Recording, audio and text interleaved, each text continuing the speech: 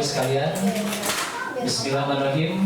Assalamualaikum warahmatullahi wabarakatuh. Waalaikumsalam warahmatullahi wabarakatuh. Wassalatu wassalamu ala asrofil anbiya wal mursalin wa ala alihi washabbihi ajmain. Amma ba'du. Pertama-tama mari kita panjatkan puji dan syukur hadat Rabbi bahwasanya hari ini kita bisa tetap muka, bisa bertemu kembali dan telah diberikan nikmat yang begitu banyak juga. Tak lupa salawat serta salam kita limpahkan dan curahkan kepada junjungan kita Nabi besar Muhammad SAW. Bapak Ibu sekalian, terima kasih telah hadir dalam acara diseminasi budaya positif saya. Namun sebelum masuk pada pemaparan, kita akan melemaskan dan menggerakkan tubuh terlebih dahulu dengan memainkan senam curug, ya. Jadi nanti saya akan memandu bernyanyi dalam bahasa Sunda, ya. Contoh, kita mempunyai jari-jari dalam bahasa Sunda. Jari yang pertama ini disebut jari jempol. Kemudian jari yang kedua dan tunjuk, bahasa Sundanya curug. Yang ketiga yang panjang jajangkung. Kemudian jari manis, bahasa Sundanya jariji. Dan jari yang terakhir cingir. Begini konsepnya, nanti kita bernyanyi dan ketika saya bernyanyi tentang jempol, maka ibu bapak yang saya tunjuk nanti menyebutkan satu kata yang akhirannya atau suku kata akhirnya ol. Kalau curug berarti akhiran katanya. Contoh, ieu namina jempol, ieu namina jempol, cek jempol teh cenah mun diajar kudu getol, ya. Salah tempat saya kayaknya. Ya. Nah, nanti ibu yang saya tunjuk nyanyi lagi ke jari berikutnya curug.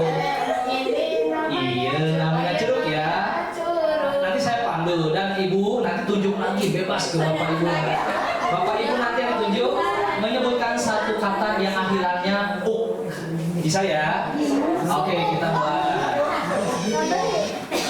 Saya yakin di sini dan agamanya insya Allah bisa menjawab. Jempol, kemudian curug, jajangkung, jariji, tadi cingir. Berarti yang diambil suku kata akhirnya aja. Oke ya, kita mulai dari awal lagi. 1, 2, 3. Ieu namina jempol, ieu namina jempol, cek jempol teh cenah mun diajar kudu getol. Bagus. Sekarang Bu Anti lanjut ya, nyanyi Sasha Pandu. Ieu namina curug, ieu namina curug, Cek curug teh cenah mun diajar kudu. Siapa tunjuk? Pamri coba. Kudu diuk. Jangan Iya sih, Pak ini. Lanjut siapa dulu? Ya, siapa dulu? Ya. Dijangkung. Ya, siap. 1, 2, 3. Iya namina jangkung, iya namina jangkung, cenah jangkung cenah mun diajar kudu. Ayo. Jangkung, ringkung. Kudu. Kudu naon, Pak? Kudu matu. Lanjut. Lanjut jariji ya. Jariji. Ieu namina jariji. Ieu namina Jariji. Cek jari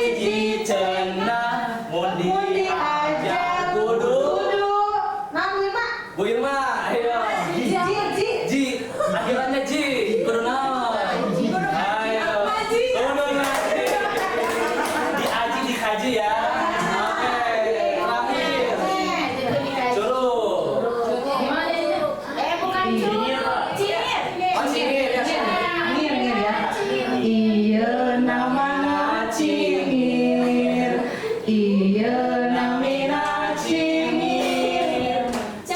Cingir teh cenah mun diajar kudu ngir. Iya. Terakhir ditutup oleh ini. Tepuk tangan dulu Bapak Ibu semuanya.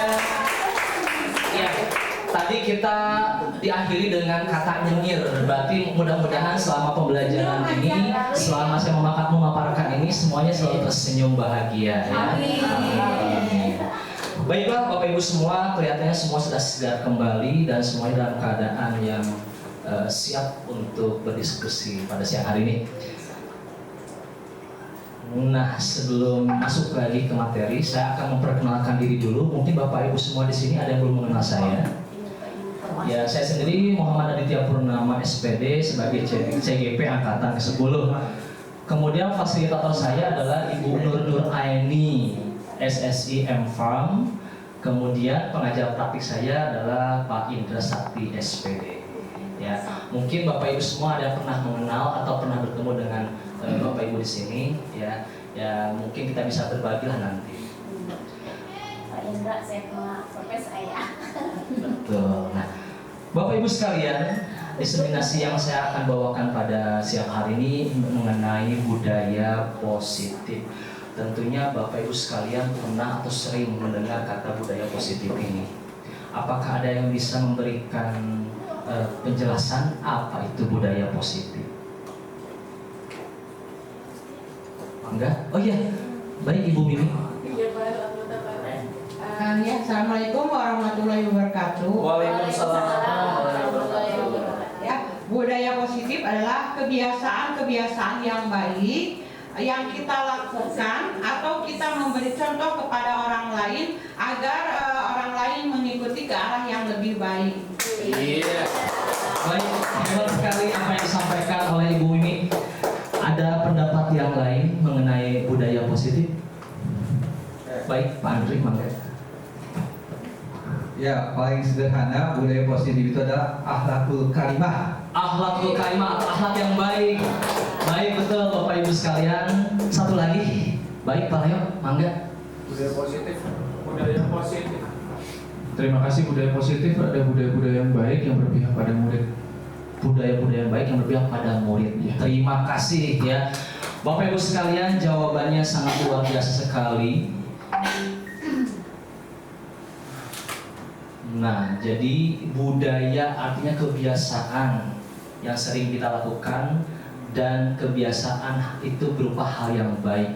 Nah, di sini kita maknai budaya positif di sekolah adalah nilai-nilai dan kebiasaan yang ada di sekolah yang berpihak pada murid, agar mereka dapat berkembang menjadi pribadi-pribadi yang kritis, penuh hormat dan tanggung jawab tentunya. Jadi ini merangkum. Jadi semua anak itu harus berpikir kritis, tapi tetap hormat dan bertanggung jawab.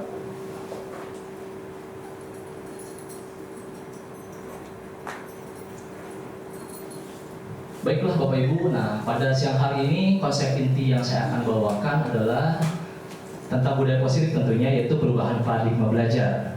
Kemudian tentang disiplin positif, nilai-nilai kebajikan, kebutuhan dasar, motivasi perilaku manusia, posisi kontrol, keyakinan kelas, dan segitiga restitusi.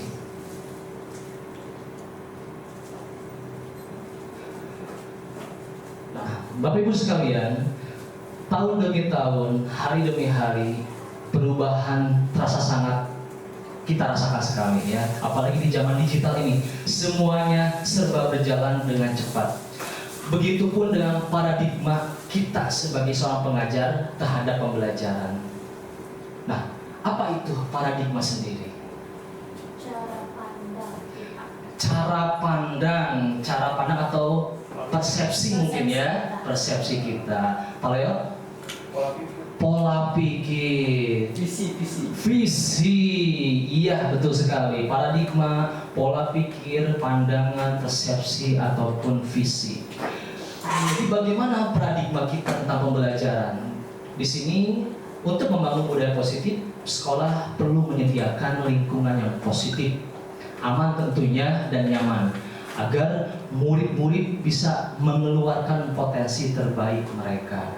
Nah, inilah yang harus semua guru miliki tentang paradigma pembelajaran yang ada pada saat ini.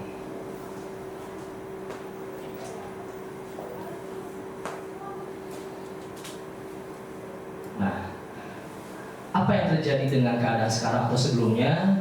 Di sini kita akan membacakan tentang teori kontrol atau ilusi kontrol.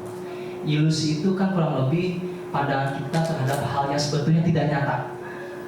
Seakan-akan itu benar, tapi mungkin pada faktanya itu tidak benar. Sebagai contoh, ilusi guru mengontrol murid. Kemudian ilusi bahwa semua penguatan positif efektif dan bermanfaat. Selanjutnya ilusi bahwa kritik dan membuat orang merasa bersalah itu dapat menguatkan karakter. Dan terakhir, ilusi bahwa orang dewasa memiliki hak untuk memaksa. Nah, mungkin ini masih ada di pandangan beberapa guru, ya. Tidak semuanya memang, tapi mungkin masih ada. Nah, ilusi-ilusi ini yang meyakinkan bahwa mereka bisa melakukan hal ini. Padahal faktanya tidak seperti apa yang ada di sini. Apakah kita bisa mengontrol murid secara keseluruhan? Tidak bisa. Apakah kita sebagai guru bisa memaksakan kepada murid-murid kita? Tidak bisa. Nah, bahwasanya ilusi-ilusi ini yang harus kita singkirkan dengan persepsi-persepsi yang baru.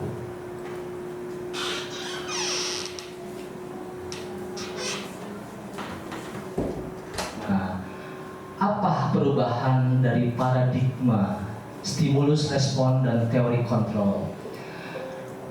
Di kolom sebelah kiri kita bisa melihat bahwa kita mencoba mengubah orang agar berpandangan sama seperti kita. Padahal belum tentu. Teori yang kontrol yang ada adalah kita berusaha memandangi pandangan orang lain tentang dunia. Jadi kita dulu yang harus bisa memahami pandangan orang lain, bukan memaksakan pandangan kita terhadap pandangan orang lain. Yang kedua adalah perilaku buruk dilihat sebagai suatu kesalahan. Selama ini kita selalu memandang bahwa anak yang melakukan perilaku buruk itu kita cap, kita judge bahwa itu salah. Padahal semua perilaku, semua perbuatan itu memiliki tujuan. Meskipun perilaku itu buruk, tapi tetap ada tujuan yang harus kita gapai. Berikutnya, orang lain bisa mengontrol saya. Padahal faktanya yang bisa mengontrol diri sendiri adalah diri kita sendiri. Orang lain sebetulnya tidak bisa mengontrol, tapi diri kita sendirilah yang bisa mengontrol.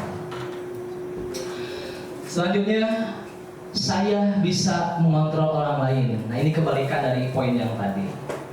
Bahwasanya kita tidak bisa mengontrol orang lain. Selanjutnya, pemaksaan ada pada saat bujukan gagal.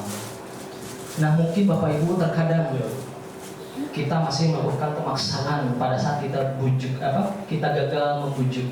Bahkan mungkin terhadap anak kita sendiri di rumah, ketika kita gagal membujuk, kita melakukan pemaksaan. Diciuit, mungkin dia dicubit lah ya, atau melakukan hal-hal yang bersifat pemaksaan lah. Padahal dengan kolaborasi atau konsensus menciptakan pilihan-pilihan baru. Mengobrol dari hati ke hati atau berdiskusi dari hati ke hati itu tampaknya lebih efektif dibanding kita melakukan pemaksaan. Dan terakhir, model berpikir menang atau kalah. Nah, sebetulnya kita tuh sebagai manusia suka ada istilah mengalah untuk menang seperti itu ya. Tapi sebetulnya mengalah untuk menang itu adalah pada akhirnya prinsipnya adalah kita akan memenangkan sebuah hal. Mungkin kesempatannya saja yang diundur, kurang lebih seperti itu.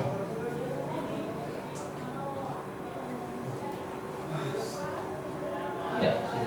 Disiplin positif, Bapak Ibu sekalian, menurut Bapak Ibu apa itu disiplin? Aturan. Taat aturan, Ya, menaati aturan. mentaati aturan, Tepat waktu. tepat waktu. Nah, di sini apa itu disiplin dan apa itu disiplin positif, ya? Nah, ada 2 poin penting yang akan disampaikan. Yang pertama adalah disiplin artinya atau berasal dari kata disiplin yang artinya belajar. Nah, disiplin mengacu pada disiplin diri yang memiliki tanggung jawab terhadap apa yang dilakukannya berdasarkan nilai-nilai yang diyakini. Sedangkan disiplin positif adalah salah satu cara penerapan disiplin yang bertujuan untuk menumbuhkan kesadaran serta memberdayakan peserta didik tanpa mengharapkan imbalan, ancaman, atau hukuman. Bapak Ibu sekalian, terkadang anak-anak di sekolah itu mengikuti aturan atau disiplin karena apa? Takut, karena mungkin nilainya mungkin takut berubah, ya. Nah, dengan cara seperti itu, apakah munculnya disiplin itu dari keyakinan mereka? Tidak. Nah, makanya betul terpaksa. Makanya apabila disiplin positif, nah berarti munculnya kesadaran itu dari keyakinan masing-masing tanpa mengharapkan imbalan atau tanpa mendapatkan ancaman dan hukuman. Jadi lebih bagus mana antara disiplin dengan disiplin positif? Disiplin positif. Satu hal lagi Bapak Ibu, kita semua di sekolah sering melakukan pembiasaan suatu berjamaah, pembiasaan pada pagi hari itu mengaji, ya, tadarus. Tapi mungkin kita belum membiasakan penyadaran. Melakukan pembiasaan tanpa penyadaran, ya akhirnya ketika di rumah mereka tidak akan melakukan kebiasaan itu. Tapi ketika kita melakukan pembiasaan sekaligus dengan penyadaran, maka meskipun di rumah mereka akan tetap melakukan pembiasaan seperti itu. Jadi sebagai pendidik, tujuan kita adalah menciptakan peserta didik yang memiliki disiplin diri sehingga mereka berperilaku mengacu pada nilai-nilai kebajikan universal dan memiliki motivasi intrinsik atau dari dalam diri masing-masing.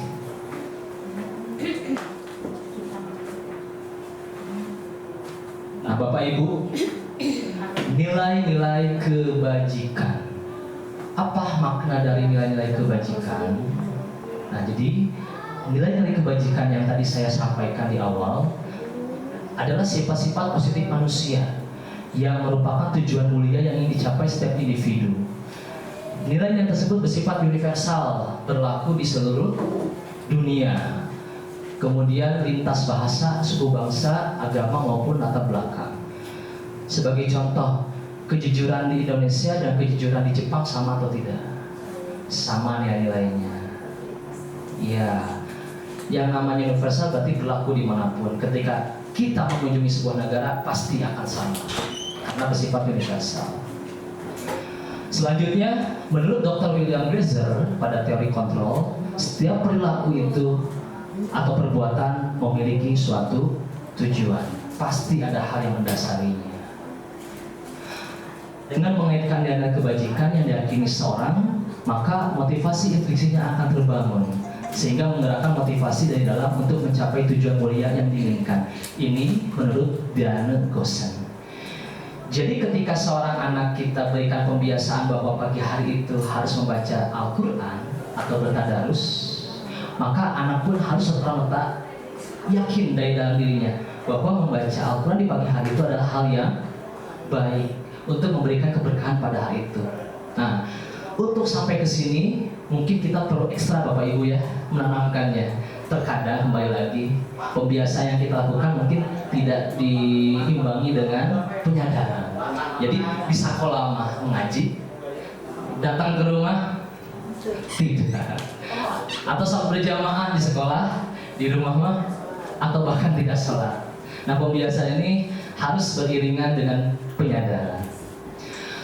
Kemudian nilai-nilai kebajikan yang ingin dicapai oleh setiap anak Indonesia kita kenal dengan profil pelajar Pancasila. Bapak Ibu, apa saja profil pelajar Pancasila? Yang pertama, mangga Pak Bagim. Terima kasih Pak Dik. Beriman dan bertakwa kepada Tuhan Yang Maha Esa serta berakhlak mulia. Baik, satu. Lanjut aja. Mandiri, berkebinekaan global, bergotong royong, kreatif serta bernalar kritis. Siap, terima kasih tepuk tangan dulu. Baiklah Bapak Ibu, ya betul. Profil pelajar Pancasila dan sedang kita terapkan ya pada pembelajaran di tahun-tahun ini. Jadi ada 6 dimensi profil pelajar Pancasila. Yang pertama adalah beriman dan bertakwa kepada Tuhan Yang Maha Esa dan berakhlak mulia. Yang kedua, mandiri, bernalar kritis, berkebinekaan global, bergotong royong dan kreatif. Kalau beriman dan bertakwa, implementasi di sekolah murid-murid seperti apa? Beriman dan bertakwa, implementasinya, prakteknya. Sholat berjamaah, sholat duha, tadarus juga. Betul. Selanjutnya mandiri, implementasinya seperti apa? Penerapannya di lapangan. Ya, tidak mencontek atau bekerja ketika ulangan secara sendiri. Baik, betul. Bernalar kritis.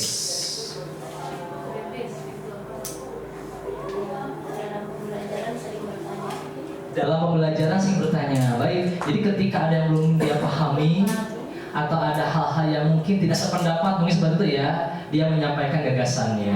Betul. Iya, jadi problem solving gitu ya. Jadi dia bisa mencari cara sendiri. Betul, betul. Selanjutnya berkebinekaan global. Menghargai perbedaan apabila menggunakan teknologi global ya. Nah, bisa juga. Kemudian bergotong royong. Bekerja sama, berkelompok. Piket mungkin ya, sehari-hari di sekolah, di kelas, membersihkan secara berkelompok. Dan terakhir, kreatif. Apa itu kreatif? Implementasinya bisa menghasilkan atau menciptakan suatu karya. Iya, terima kasih Bu. Nah, jadi sekali lagi ada 6 dimensi profil pelajar Pancasila.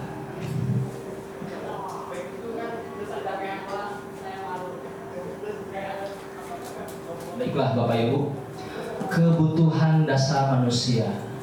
Setiap orang tentunya punya kebutuhan dasar. Setiap orang perlu juga untuk memenuhinya. Yang ada di pikiran Bapak Ibu, apa sih kebutuhan dasar dari manusia itu sendiri?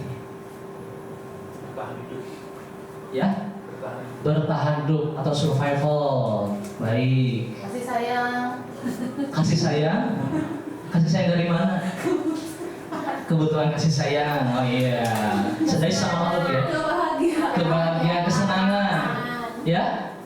Makan. Ya. Bagi Ibu Mimi makan bahagia. Iya. Bagi saya juga sama. Mungkin bagi kita semua sama. Ya. Ada lagi kebutuhan dasar manusia?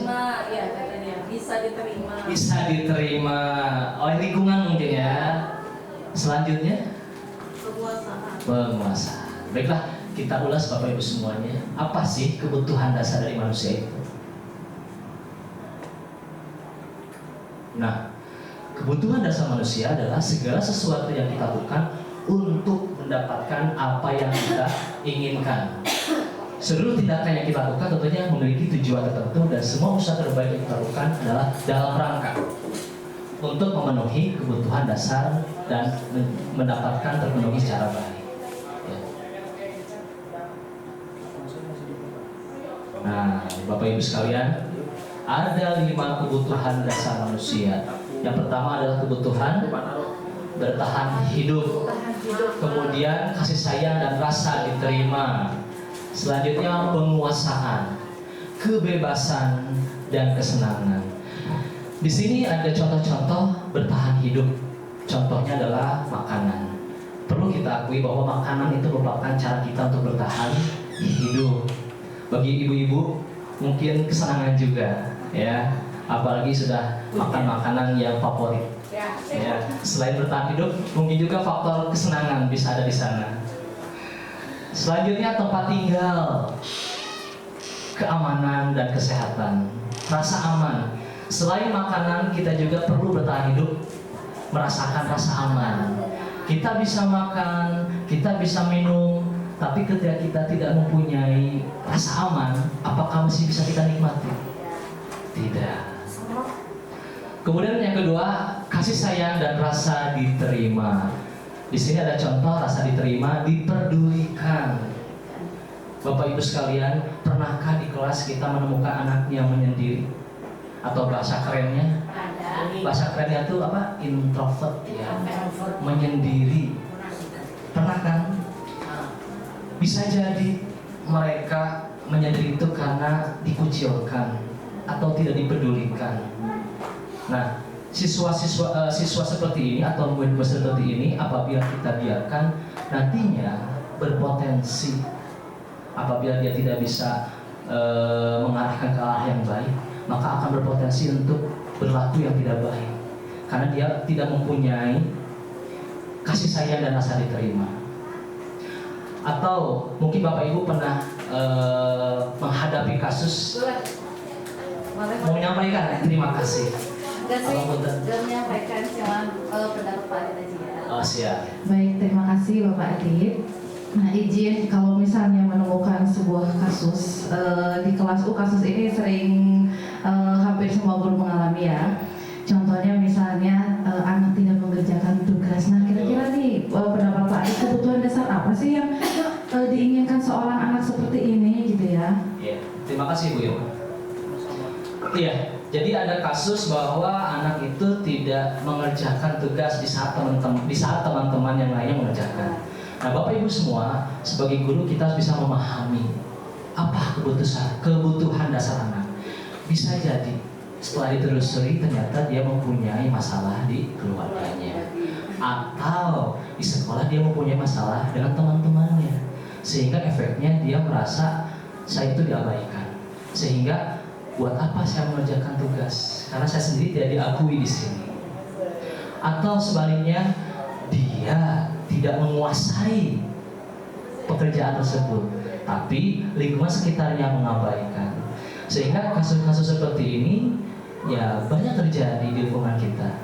Nah, salah satu solusinya adalah kita harus bisa menggali apa sih kebutuhan dasarnya. Salah satunya mungkin karena kurangnya kasih sayang, karena kurangnya kepedulian dari rekan-rekan yang ada di sekolahnya. Saya pun sama sebagai wali kelas, saya pernah menghadapi kasus seperti itu. Ternyata anak tersebut mempunyai permasalahan di keluarga, sehingga mempengaruhi pikirannya dan membuat dia tidak konsentrasi untuk belajar.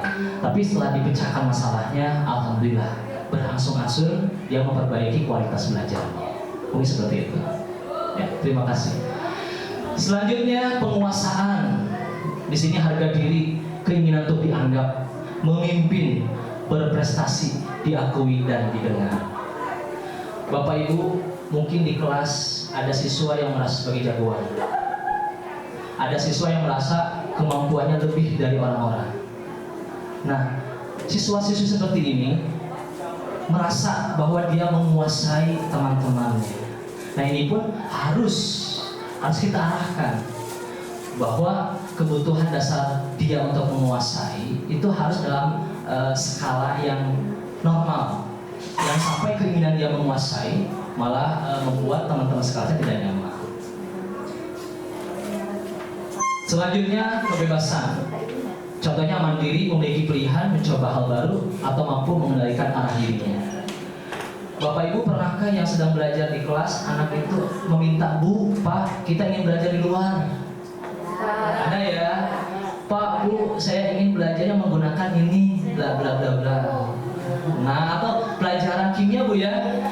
Bu, saya ingin belajar di lab. Nah, ini salah satu kebutuhan dasar mereka. Jadi mereka ingin kebebasan, tidak hanya di kelas saja. Mereka ingin merasakan bahwa belajar itu ya di tempat-tempat yang nyaman dan menyenangkan. Selanjutnya kesenangan.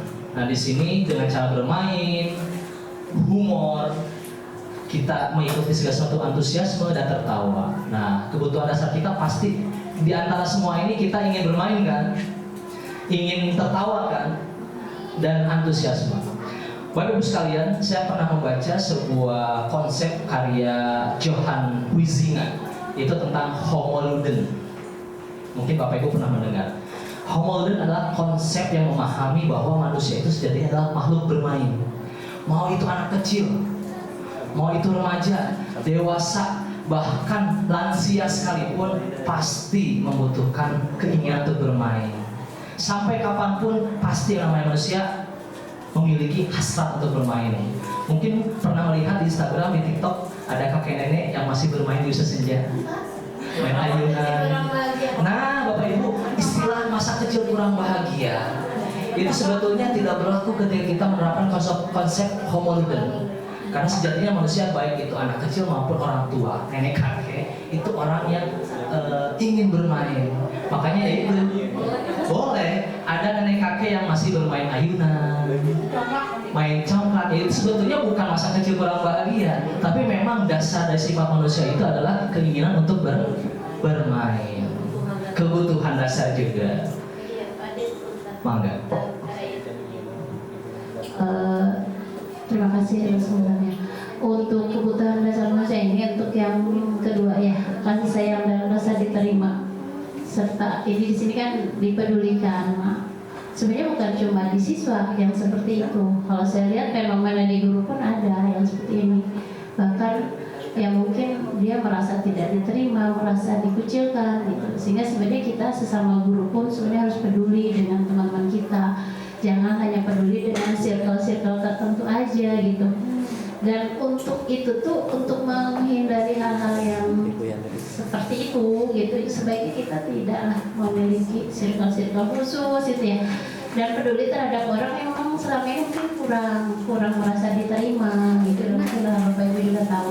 Saya berharap dengan tahu 5 kebutuhan dasar ini, ya tidak lagi membesarkan hal-hal yang negatif ya, yang seperti itu. Kemudian ya kita bisa peduli dengan semuanya gitu, tidak cuma terhadap rekan dekat kita aja. Itu sih harapan saya ya. Jadi dengan adanya diseminasi budaya positif ini, harapannya hal-hal kecil tadi tidak terjadi dan kita bisa membangun budaya positif itu bukan cuma terhadap anak didik kita, tapi diri kita sendiri terhadap rekan kerja kita gitu. Terima kasih. Ya, terima kasih kepada Bu Anti. Betul Bu Anti, bahwa yang namanya kebutuhan itu bukan hanya siswa saja, kita pun sebagai guru di sekolah menginginkan untuk memenuhi kebutuhan dasar ini. Tadi dibahas bahwa di sekolah mungkin di sekolah lain ada kelompok-kelompok tertentu. Yang namanya sekolah, institusi yang ada di dalamnya itu merupakan sebuah keluarga besar. Bahwasanya keluarga itu kan tidak ada yang namanya gotok-gotokan, tidak ada yang namanya sirkel-sirkelan. Maka untuk kembali ke fitrahnya sebagai keluarga, nah idealnya di sekolah itu semuanya dalam satu circle aja mungkin gitu Bu ya, satu kelompok saja. Jadi tidak ada lagi pemecahan kelompok, sehingga pada akhirnya hal yang kecil negatif menjadi besar ya. Nah itu mungkin nanti bisa kita diskusikan kembali kemudian hari. Terima kasih Bu Anti atas tanggapannya atau masukannya. Baiklah, next Bapak Ibu. Motivasi perilaku manusia. Kita sebagai manusia tentunya ketika melakukan sebuah hal atau perbuatan atau perilaku mempunyai motivasi. Kira-kira motivasi apa yang mendasarinya? Ibu, mangga. Motivasi apa yang mendasarinya?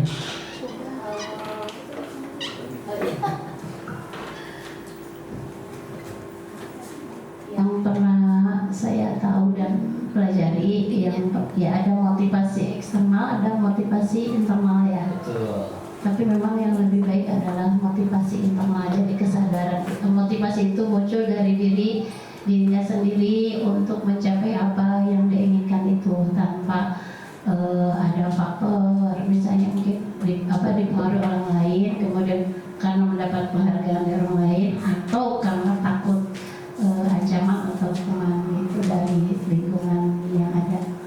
Baik Bu Ati, terima kasih. Jadi alangkah baiknya motivasi itu adalah muncul dari keyakinan diri sendiri. Nah, bukan karena untuk menghindari ketidaknyamanan atau hukuman, kemudian untuk mendapatkan imbalan, harusnya menjadi keyakinan dari diri mereka sendiri. Nah, perilaku-perilaku ini atau motivasi ini yang ada di sekeliling kita. Mudah-mudahan semua yang ada di sini ataupun murid-murid kita mempunyai motivasi yang ketiga ini, ya. Menjadi orang yang mereka inginkan dan menghargai diri sendiri dengan nilai-nilai kebajikan yang mereka percaya.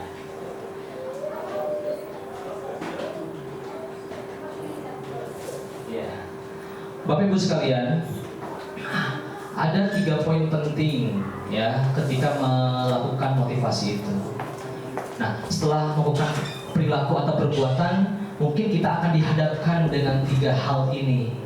Ada 3 tindakan yang bisa dilakukan Bapak Ibu semua. Yang pertama adalah tindakan menghukum. Yang kedua tindakan konsekuensi. Yang kedua konsekuensi, dan ketiga adalah restitusi. Kira-kira Bapak Ibu, poin mana atau hal yang mana yang pernah kita lakukan? Apakah yang 1, 2, 3 atau semuanya pernah kita lakukan? Saya sih tiga-tiganya pernah. Nah, ya. Yang banyak kayaknya kita lebih cenderung ke yang Konsekuensi. Betul Bapak Ibu ya, perlu kita sadari bahwa saya sendiri ketika menerapkan tindakan terhadap anak, semuanya pernah melakukan ya. Menghukum, kemudian menerapkan konsekuensi, dan juga menerapkan restitusi. Ya, kalau hukuman di sini indikatornya adalah tidak terencana atau tiba-tiba, instan, spontan. Murid tidak tahu apa yang akan terjadi atau tidak dilibatkan kenapa hukuman itu dilakukan. Dan biasanya bersifat satu arah. Terakhir berupa hukuman fisik atau psikis. Kalau konsekuensi terencana atau disepakati sesuai peraturan, tapi murid tetap dibuat tidak nyaman, dan pada akhirnya sikap guru selalu memantau. Terakhir, restitusi, proses menciptakan kondisi bagi murid untuk memperbaiki kesalahan. Kemudian juga merupakan proses kolaboratif yang mengajarkan murid untuk mencari solusi sendiri. Dari ketiga hal ini, tindakan mana yang merupakan tindakan paling baik? Restitusi. Sebab di sini ada proses pengkondisian untuk memperbaiki kesalahan dan mencari solusi sendiri. Bapak Ibu, anak kita apabila kita diajak diskusi, mereka akan menemukan solusi sebetulnya. Cuma kadang mungkin kita tidak sabaran. Ya, hanya proses butuh waktu ya. Nah, betul. Restitusi ini butuh waktu, butuh kesabaran, tidak simsalabim. Makanya terkadang restitusi ini belum diterapkan sepenuhnya. Tapi apabila semuanya sudah menerapkan, insya Allah anak akan yakin dan muncul kesadaran dari dalam diri sendiri. Juga butuh sabar ya, Ya, butuh kesabaran saya. Bapak Ibu, di sini ada studi kasus. Ada seorang siswa yang kurang menguasai pelajaran matematika, sehingga pada saat pelajaran tersebut dia lebih banyak diam atau menggambar di buku pelajarannya. Pada saat guru matematikanya Pak Reno menanyakan pertanyaan, Mila menjadi gugup dan tak sengaja menjatuhkan tasnya dari kursi, serta tiba-tiba menjadi gagap pada saat berupaya menjawab. Seluruh kelas pun tertawa melihat perilaku Mila yang bicara tergagap dan terkejut. Pak Reno pada saat itu membiarkan teman-teman Mila menertawakan Mila yang tergagap dan malu luar biasa, dan malahan meminta Mila untuk maju ke depan. Kelas makin gaduh dan anak-anak pun tertawa melihat Mila di depan kelas memegang ujung hidungnya. Dari kasus yang saya paparkan di sini atau tampilkan, apakah restitusi, apakah konsekuensi, apakah hukuman yang sudah dilakukan oleh Pak Reno? Hukuman, karena dihukum, dihukum ya untuk ke depan tanpa tahu alasannya. Nah, sampai betul. Betul. Dengan situasi seperti ini, apa yang terjadi dalam kondisi psikis Mila? Menjadi malu. Dong, apakah nantinya akan dendam atau benci? Ada, bisa jadi. Nah, mungkin inilah yang harus kita hindari ketika menghukum itu. Jadi efek negatifnya adalah anak mempunyai perasaan benci atau dendam.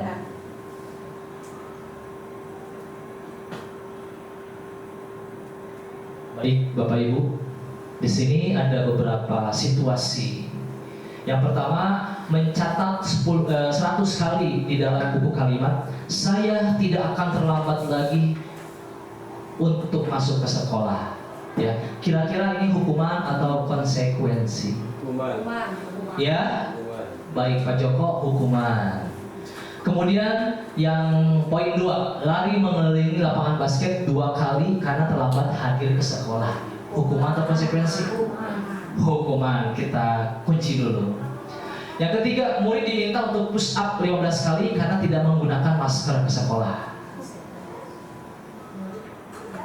Murid diminta untuk push up 15 kali karena tidak menggunakan masker ke sekolah. Ini zaman Covid ya.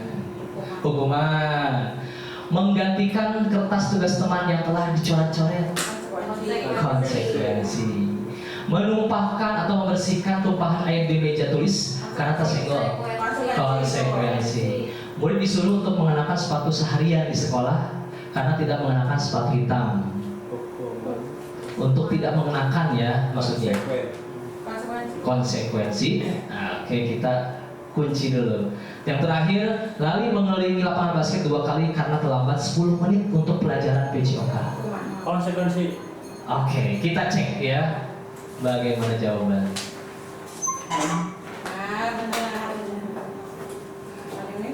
Apakah ada yang semuanya menjawab benar? Oke. Tapi intinya Bapak Ibu semua sudah memahami lah ya. Tanpa berpikir panjang, Bapak Ibu sudah bisa menjawab bahwa ini adalah hukuman, bahwa itu adalah konsekuensi. Artinya Bapak Ibu alhamdulillah sudah memahami. Kita semua alhamdulillah sudah memahami tentang apa itu hukuman dan konsekuensi.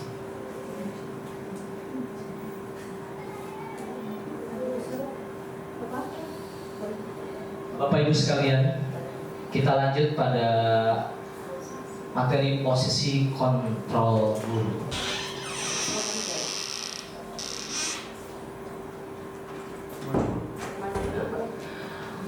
Ada 5 posisi kontrol guru.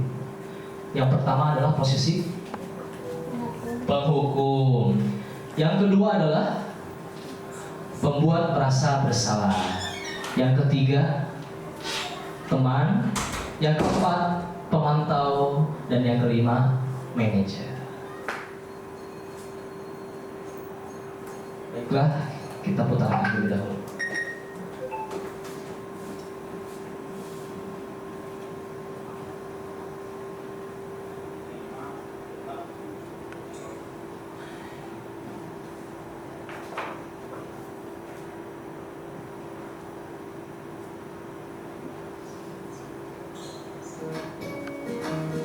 Baik Bapak Ibu, kita lihat dulu video-video ini supaya Salam bahagia meyakinkan kita tentang posisi kontrol. dalam penerapan disiplin positif restitusi. Salah satu program yang dikembangkan adalah 5 posisi kontrol. 5 posisi kontrol dalam restitusi adalah proses perjalanan seorang pendidik agar dapat mengenali dirinya. Pada video kali ini, kita akan membahas tentang 5 posisi kontrol yang dikembangkan oleh Diane Gosser dan contoh penerapannya.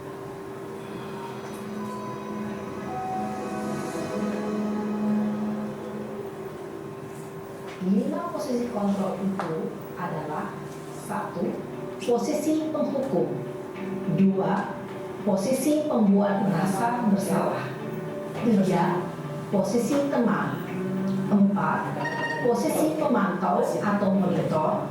Dan 5. Posisi manajer. Untuk lebih memahami kelima posisi tersebut, mari kita saksikan kasus Naren yang terlambat hadir 20 menit di sekolah. dan melihat bagaimana kelima posisi kontrol dalam menghadapi masalah tersebut.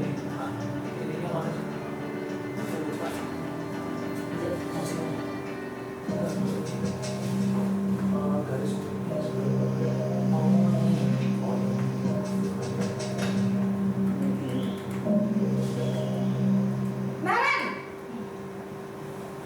sini kamu. Selamat pagi Bu. Selalu terlambat. Kamu deh, pasti terlambat. Maaf Bu, saya Apa coba? Alasan kamu apa lagi? Kapan sih kamu tidak terlambat? Malas sekali ya kamu jadi anak. saya Dasar pemalas. Gak kapok-kapok sih kamu. Sudah berapa kali terlambat? Sana, kamu keliling lapangan basket 2 kali. kenapa saya harus keliling lapangan basket Bu? Kenapa? Kamu melawan ibu. Berani-beraninya jawab. Sudah terlambat, masih berani jawab pula. Sekarang, keliling lapangan basket 5 kali sekalian. Biar kapok. Cepat. Pergi sana ke lapangan basket. Posisi penghukum biasanya berbicara dengan nada tinggi, menghardik, menunjuk-nunjuk, menyakiti, dan menyindir. Hukuman bisa berupa fisik maupun psikis. Ibu dan bapak guru hebat. Dampak yang terjadi pada murid ketika beliau berada pada posisi penghukum adalah murid cenderung akan memberontak, bahkan menyimpan dendam.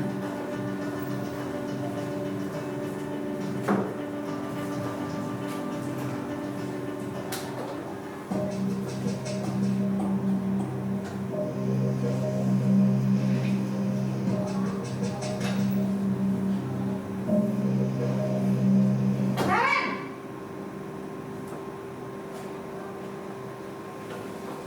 Selamat pagi Bu.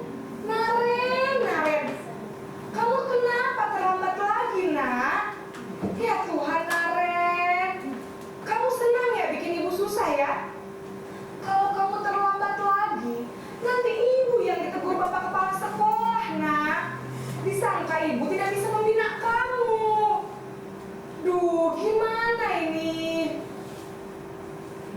Maaf Bu. Duh, Gusti Naren. Kamu suka ya kalau ibu tegur bapak kepala sekolah? Terus, sekarang ibu harus tulis apa ya di buku absen? Ini kamu sudah sering terlambat loh. Ibu harus apa coba? Maaf Bu. Maaf sekali. Ya sudah, lain kali jangan bikin ibu susah lagi ya nak ya. Ibu tidak akan kuat lagi kalau kamu begini terus. Bisa jantungan kalau ibu tegur bapak kepala sekolah. Sana cepat ke kelas. Maaf ya Bu. Maaf sekali. Posisi pembuat rasa bersalah berbicara dengan nada tenang, cenderung lembut. Namun kata-kata yang diutarakan membuat murid merasa menjadi orang yang gagal, memandang buruk dirinya sendiri, merasa tidak berharga, dan tidak sanggup membahagiakan orang lain. Ketika guru mengambil posisi pembuat rasa bersalah, murid akan menganggap dirinya yang bersalah dan ia akan menyimpan emosi negatif tersebut di dalam dirinya.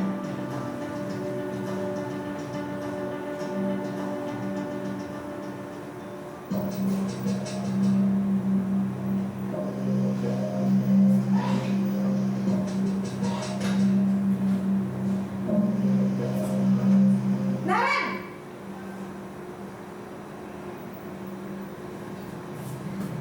Selamat pagi Bu. Wah, sudah jam berapa ini nak? Terlambat lagi ya sayang. Iya Bu. Habis. Ibu saya lupa bangunkan saya Bu. Kamu malah menyalahkan ibu kamu. Kamu bukannya anak yang larinya paling kencang. Kok terlambat sih? Iya Bu. Saya memang terlambat bangun tadi. Jadi walaupun saya lari kencang, tetap gak kekejar Bu. Ya sudah sana. Nanti lain kali larinya lebih kencang lagi ya.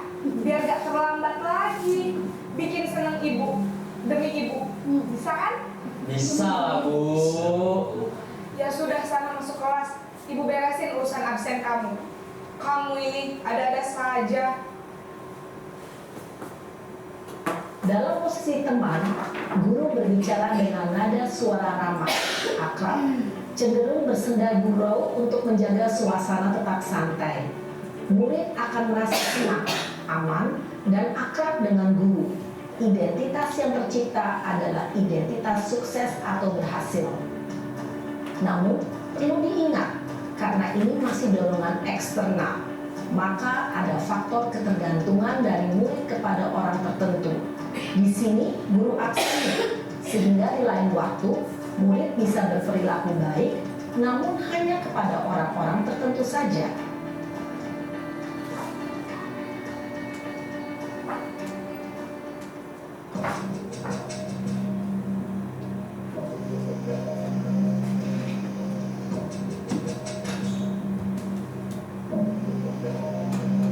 Naren!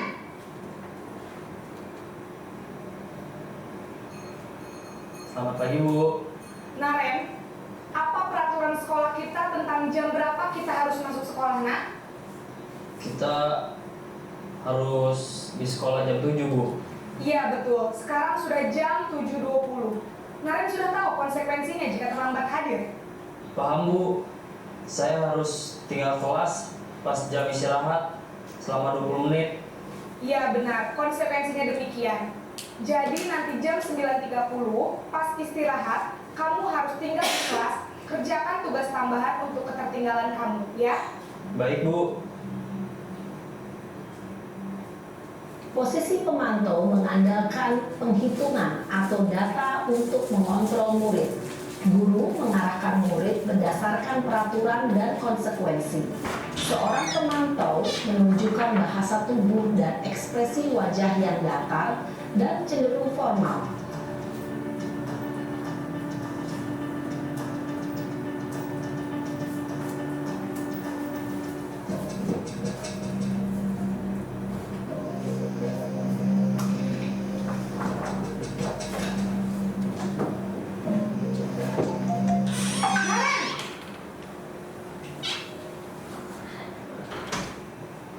Selamat pagi, Bu.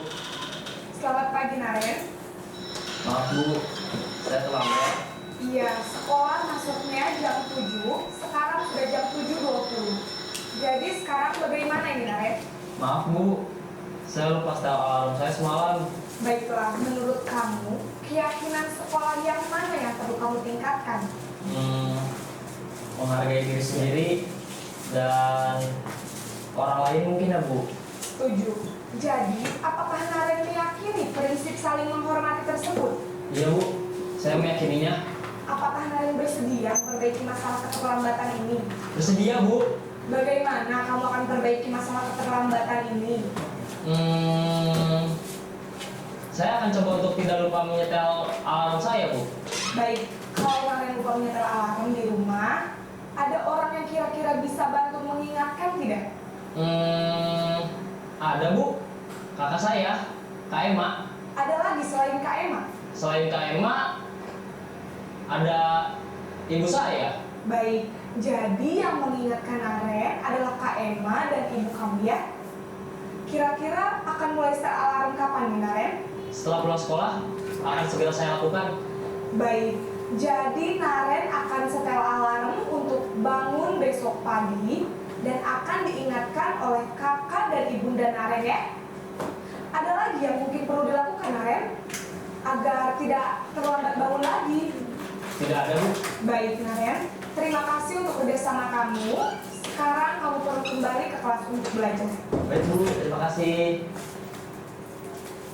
Posisi manajer adalah posisi kontrol yang disarankan untuk membimbing murid memiliki sikap disiplin yang positif, yaitu murid yang mandiri, bertanggung jawab, dan dapat memecahkan masalah. Tujuan dari posisi ini adalah agar murid dapat berefleksi atas tindakannya. Guru akan dengan tulus memberikan pertanyaan-pertanyaan bermakna, sehingga membuat murid dapat belajar dari kesalahannya dan mencari sebuah solusi untuk menyelesaikannya. Ibu dan Bapak guru hebat, setelah mengamati adegan kelima posisi kontrol tadi, kira-kira posisi mana yang paling ideal? Posisi mana yang dapat menunjang motivasi intrinsik murid? Ya, tentu posisi manajer. Posisi ini memang posisi ideal yang ingin dituju setiap pendidik. Pada posisi inilah, guru dapat menerapkan disiplin positif yang berpihak pada murid, yang memerdekakan murid. Perjalanan seorang pendidik tentunya tidak mudah untuk sampai pada posisi seorang manajer.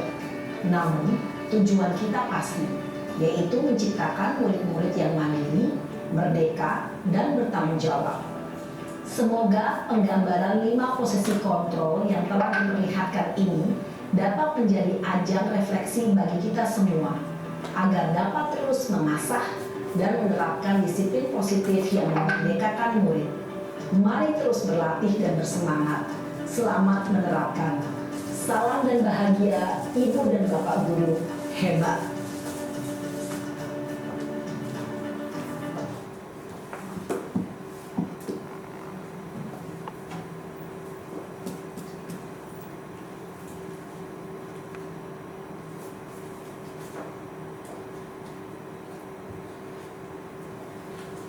Ya, baiklah Bapak Ibu, dari video yang sudah saya tayangkan barusan, apakah ada tanggapan mengenai posisi kontrol guru? 5 posisi kontrol guru. Sedikit saja tanggapan mengenai video tersebut. Bu Titin atau Bu Anti?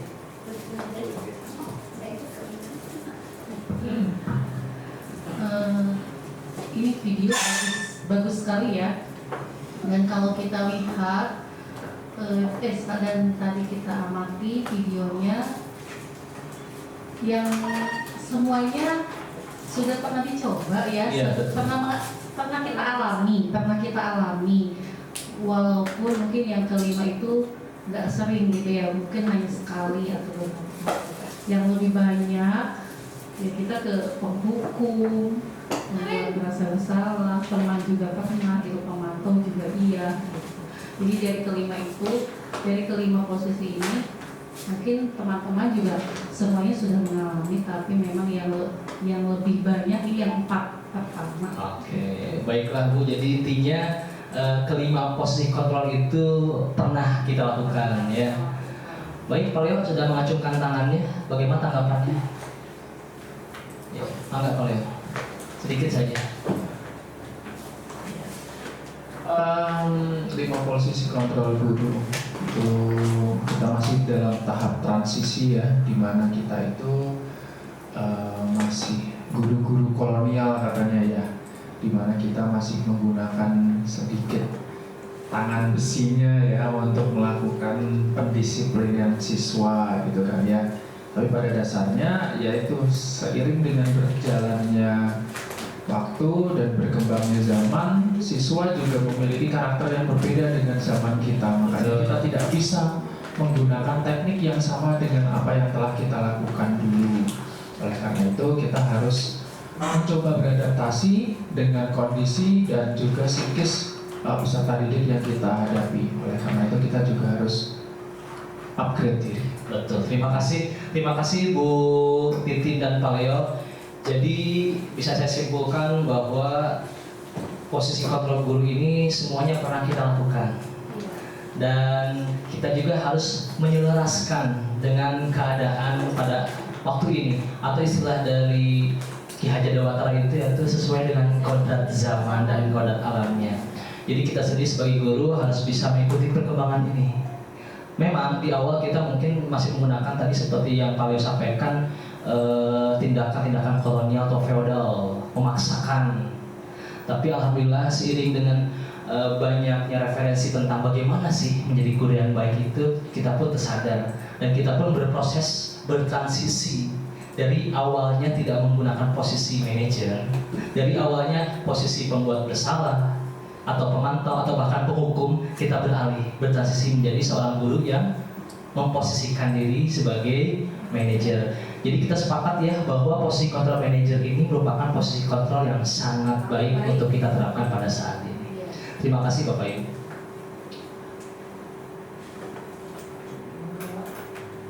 Nah, di sini adalah contoh penerapan 5 posisi kontrol guru. Kasusnya adalah siswa tidak memakai atribut lengkap pada saat upacara bendera. Kalau tipikal penghukum, contohnya hormat pada bendera selama 1 jam tanpa memberikan alasan kepada siswa, kenapa saya harus seperti ini. Selanjutnya, pembuat merasa bersalah.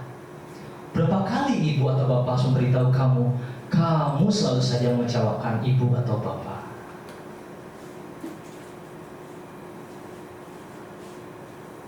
Selanjutnya, di posisi teman, bahasa yang kita gunakan adalah, ayo dong ikuti aturan sekolah, tolong bantu ibu bapak ya sekali ini.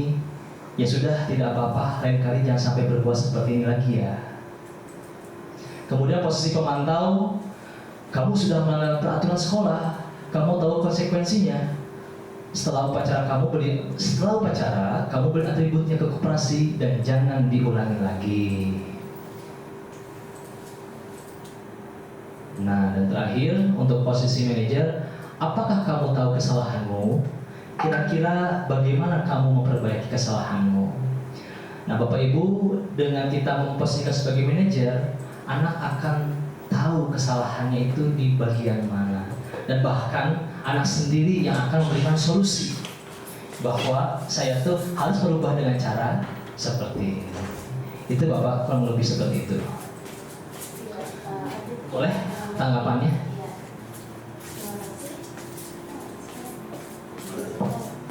Ya, terima kasih atas kesempatannya. Intinya kalau di proses pembelajaran di kurikulum Merdeka itu ya, kita tadi betul kata Pak Leo, berbeda zaman, berbeda kondisi anaknya. Dan untuk di zaman sekarang generasi Z dan apa? Ya. Gen Z ini memang lebih kita kalau kepada tiga posisi kali yang lebih bisa mengena ke mereka ya, walaupun sebenarnya tetap pilihan terbaik adalah manajer, memastikan sebagai teman, sebagai pemantau mungkin, dan bahkan yang paling baik adalah berdialog dengan mereka ya. Kalau di proses manajer ini kan ada dialog dengan siswa sehingga ya kesadaran itu muncul dari mereka. Dan ya proses ini yang harus kita bangun bersama gitu. Terutama kali yang sering berinteraksi dengan siswa ya, kayak Pak Adit, siswa, guru-guru BK gitu. Dan ternyata memang menerapkan proses ini hasilnya itu agak cepat Pak Adit. Saya coba di kelas juga dengan anak-anak yang agak ya kita bermasalah gitu ya, agak malas kerjain tugas, saya kumpulin terus saya ajak dialog gitu, kenapa, tapi memang akhirnya punya komitmen mereka dan bisa dilakukan. Walaupun kita tidak tercapai 100% mungkin target kita, butuh waktu dan proses ini harus kontinu dilakukan. Siap, ya. Baiklah, terima kasih Bu Anti. Memang betul apa yang disampaikan Bu Anti, untuk melakukan posisi kontrol ini kita membutuhkan waktu ekstra, effort yang ekstra pula, ya. Tapi dengan effort dan tenaga yang ekstra itu hasilnya akan permanen. Beda cerita apabila kita menghukum. Memang berubah pada waktu itu cepat, tapi efeknya tidak akan bertahan lama. Memang betul pada waktu itu dia menurut pada kita, tapi di kemudian hari akan berulang. Sehingga ternyata butuh waktu yang lebih panjang sebetulnya dibanding kita menerapkan posisi manajer. Sekali lagi, kesabaran sebagai seorang guru perlu kita lakukan ya, karena balik lagi untuk menjadi posisi kontrol manager butuh waktu yang tidak sedikit. Mungkin itu Bu Andi, terima kasih. Nah, Bapak Ibu sekalian, di sini ada pernyataan, saya kecewa sekali dengan kamu. Kira-kira posisi kontrol apakah aku ini? Pembuat? Kita cek. Apakah posisi kontrol pembuat merasa bersalah? Betul ya. Jawabannya adalah pembuat orang merasa bersalah. Kamu tidak pernah benar melakukannya. Posisi kontrol mana yang dilakukan di pernyataan ini? Hukum. Oke, kita lihat. Penghukum ya. sangat memahami sekali ya. Pulang Pak. Ya, Pulang berarti udah benar. iya pulang pada waktunya. Selanjutnya, ayolah lakukan demi bapak atau ibu ya. Teman. Posisi teman kita cek ya. Betul. Nah, kamu tidak pernah mendapat nilai jika tidak mengerjakan tugas. Posisi kontrol yang mana? Ya, pemantau. Pemantau atau apa? Saya sih pemantau kayaknya saya mah. Oke, kita kunci ya. Pemantau. Kita cek. Pemantau. Karena di sana ketika tidak mengerjakan konsekuensinya tidak mendapatkan nilai. Apa rencanamu untuk menyelesaikan masalah ini? Oke, kita cek dulu. Kita cek dulu. Betul ya. Ya Bapak Ibu sekalian, nah jadi saya rasa semuanya sebetulnya sudah paham mengenai hal ini. Mungkin di penerapannya saja yang belum secara maksimal kita lakukan. Baik, kita lanjut ke materi. Keyakinan kelas. Mengapa keyakinan kelas? Mengapa bukan peraturan kelas? Ya, enggak. Apa sih bedanya? Kalau keyakinan kelas itu dibuatnya oleh anak gitu ya, artinya berdasarkan keinginan anak-anak, keinginan siswa. Tapi kalau peraturan kelas itu yang mungkin sepihak gitu ya, Satu arah. gitu. Oke, kita lihat dulu. Nah, keyakinan kelas adalah nilai-nilai kebajikan atau prinsip-prinsip universal yang disepakati bersama secara universal terlepas dari perbedaan agama, suku, negara, dan bahasa. Kemudian menurut Gosen, suatu keyakinan akan lebih memotivasi seseorang dari dalam dirinya, intrinsik. Seseorang akan lebih bersemangat untuk menjalankan keyakinannya daripada hanya sekedar mengikuti peraturan. Betul. Jadi apa yang disampaikan oleh Bu Titin adalah diskusi dua arah. Jadi tidak hanya satu arah. Kalau peraturan identik dengan satu arah. Jadi salah satu pihak saja yang menentukan. Sehingga pada akhirnya pihak yang lain merasa terpaksa. Tapi apabila keyakinan ini dilakukan melalui dua arah.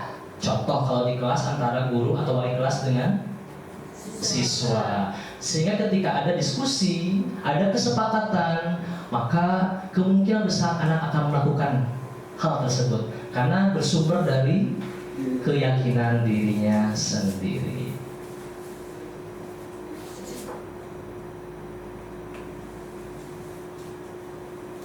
Nah, Bapak Ibu, di sini beda antara peraturan dengan keyakinan kelas ya. Kalau di peraturan dulu kita sebagai mungkin wali kelas menggunakan kata-kata atau redaksi seperti ini. Selalu kembalikan buku ke tempatnya. Dilarang mengganggu orang lain. Hadir di sekolah 15 menit sebelum pembelajaran. Dilarang melakukan kekerasan. Dilarang menggunakan narkoba. Bergantian atau menunggu giliran. Gunakan masker dan jangan berlari di kelas atau koridor. Nah, dengan kata-kata seperti ini, apakah anak sudah paham makna atau keyakinan yang mereka pahami? Saya kira kalau misalkan hanya kata-kata seperti ini, anak tidak akan paham ya. Jadi ketika ada peraturan selalu kembalikan buku ke tempatnya, anak tidak akan memahami bahwa menyimpan buku ke tempatnya itu adalah suatu bentuk tanggung jawab. Atau di sini hadir di sekolah 15 menit sebelum pembelajaran dimulai. Anak tidak tahu di sini keyakinan atau bentuk tanggung jawabnya adalah berkomitmen dan dilarang menggunakan narkoba atau dilarang mabuk-mabukan dan sebagainya. Anak belum tentu paham bahwa kenapa dilarang atau kenapa tidak boleh melakukan. Padahal keyakinan yang harus dimiliki oleh anak adalah ketika tidak menggunakan narkoba itu semata-mata untuk kesehatannya. Jadi inilah yang harus dibangun, menyamakan persepsi dengan anak. Bahwasanya ketika peraturan atau keyakinan dibuat, ketika keyakinan dibuat, ada keyakinan dalam diri mereka yang harus mereka pahami.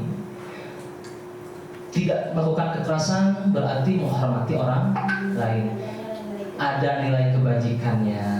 Intinya ketika anak memahami hal-hal yang ada di kolom sebelah kanan, maka mereka serta-merta akan melakukan dengan keyakinan diri sendiri. Pak, boleh tanya? Yang susah-susah. Terima kasih untuk waktunya. Keyakinan kelas itu sebenarnya menggelitik saya juga.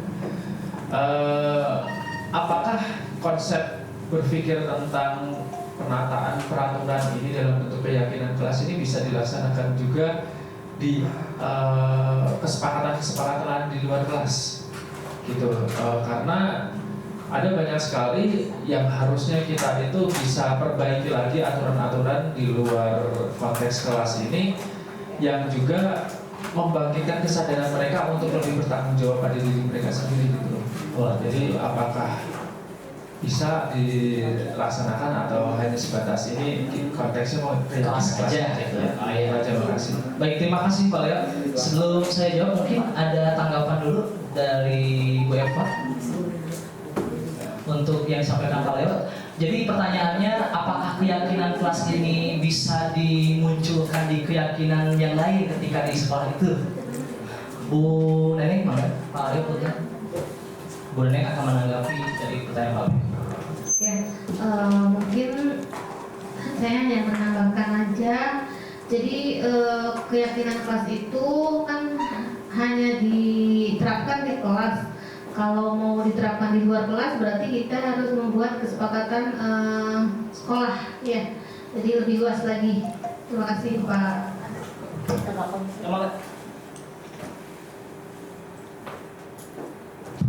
Terima kasih kesempatannya Pak Adit. Menurut saya pertanyaan Pak Leo itu begitu bagus ya, menarik ya. Apakah keyakinan atau konsep keyakinan kelas ini bisa diterapkan di luar? Menurut saya bisa Pak. Contohnya kita bisa menerapkan hal ini di rumah kita ya. Kita mungkin selaku laki-laki atau seorang ayah atau seorang suami sebagai pemimpin di rumah, mungkin juga sebagai pemimpin pembelajaran di sekolah, kita bisa mengambil nilai positif, kita bisa mungkin kita adaptasi dan kita adopsikan gitu ya Pak Adit, menurut saya. Contohnya di rumah, keyakinan rumah berarti istilahnya ya, bukan keyakinan kelas ya. Keyakinan rumah misalnya tepat waktu pulang bermain untuk anak kita gitu. Jadi untuk orang tuanya ya sholat 5 waktu berjamaah, misalnya seperti saya mungkin diberikan kenyamanan ada masjid di depan rumah, misalnya saya memberikan keyakinan kelas juga Pak Dit dengan istri dan anak saya, misalnya subuh sepi ya ikut berjamaah dengan saya, atau isanya karena tetangga sepi bisa melakukan keyakinan rumah seperti itu Pak. Tanggapannya, masukannya. Kesepakatan rumah tangga. Iya, keyakinan rumah tangga. Ya, terima kasih Pak. Ya, terima kasih Pak Bayu. Berikan tepuk tangan dulu untuk kita semua ya. Mangga, Alia. Nah, seru nih. Iya, terima kasih atas pertanyaannya Pak Leo ya. Kalau kata Pak Leo tadi menggelitik ya, pertanyaan Pak Leo juga menggelitik saya. Wow, saling gelitik-gelitikan gitu. Iya, memang keyakinan kelas ini mungkin istilah buat keyakinan kelas karena dilaksanakannya di kelas. Tapi kalau di luar kelas ya betul kata Bapak Ibu di rumah kita bisa buat ini. Sebagai guru mata pelajaran saya juga membuat ya keyakinan mata kesepakatan belajar dengan saya misalnya di awal pembelajaran guru kimia ya. Tapi itu karena tadi harus dari dua pihak, suara-suara itu diminta dari anak gitu, baru dibuat komitmen bersama. Jadi sebenarnya bisa sangat luas diterapkan ya gitu ya. Dengan Ya, Pak Leo siap. atau mohon. Maka Pak Leo mau menambahkan lagi atau menanggapi silakan. Saya tergelitik juga. Tergelitik lagi. Terkait dengan keyakinan kelas, ini kan bicara tentang komitmen bersama ya. haruskah tertulis atau bisa tidak tertulis? Karena ada beberapa aturan-aturan yang bernilai itu hanya norma dan etika saja, sedangkan hal-hal semacam itu tidak tertulis. Nah, itu mohon pencerahannya. Terima kasih. Iya. Ada lagi yang menanggapi? Iya. Oke, saya mungkin akan menanggapi juga dari pertanyaan dan jawaban-jawaban yang sudah dilontarkan. Jadi Bapak Ibu sekalian, mengenai keyakinan kelas, karena ini dilakukan dalam kelas. Tapi ketika kita tarik keluar ke lingkungan yang lebih besar, berarti jadi keyakinan atau kesepakatan sekolah. Begitupun dengan misalkan guru mata pelajaran sudah ketika sudah berdiskusi dan membuat kesepakatan, ya berarti namanya kesepakatan mata pelajaran atau kesepakatan guru ketika belajar. Jadi intinya kesepakatan ini berlaku universal juga. Ketika di kelas membuat keyakinan, bisa jadi keyakinan itu kita ambil untuk jadikan sebagai kesepakatan atau keyakinan sekolah. Nilai-nilai yang baik dan bisa diterapkan diambil. Kemudian mengenai tadi ya, keyakinan kelas apakah harus tertulis atau tidak. Nah, sebetulnya untuk hal-hal yang bersifat normatif atau universal seperti tidak berbohong, kemudian berlaku jujur, yaitu mungkin sebuah hal yang tidak usah ditulis sebetulnya. Tapi ketika poin-poin yang menegaskan bahwa itu harus dilakukan di kelas, maka itu perlu ditulis.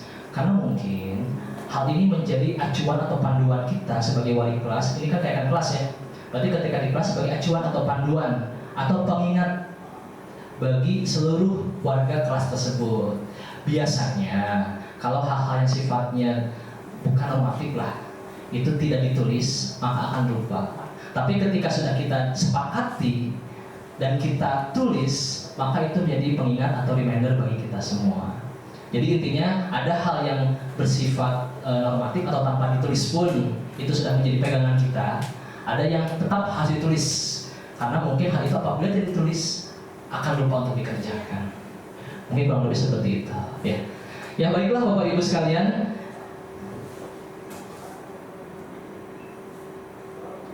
Nah, di sini bagi pembentukan keyakinan kelas.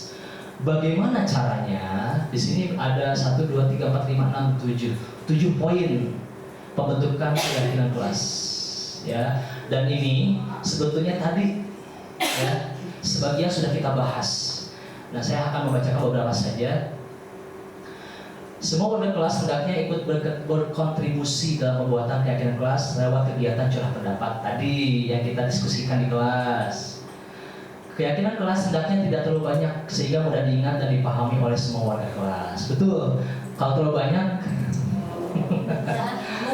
lupa dan ya susah untuk dikerjakan. Pernyataan keyakinan kelas senantiasa dibuat dalam bentuk positif. Kemudian keyakinan kelas berupa pernyataan-pernyataan universal. Dan terakhir, bersedia meninjau kembali keyakinan kelas dari waktu ke waktu. Jadi secara periodik, secara berkala kita harus selalu mengecek ya, apakah ini masih relevan atau apakah ini sudah dikerjakan atau belum. Sehingga ketika contohlah di semester 1 kita melakukan evaluasi, apakah ini masih bisa digunakan di semester 2 atau bagian mana yang belum maksimal kita gunakan. Gitu Bapak Ibu.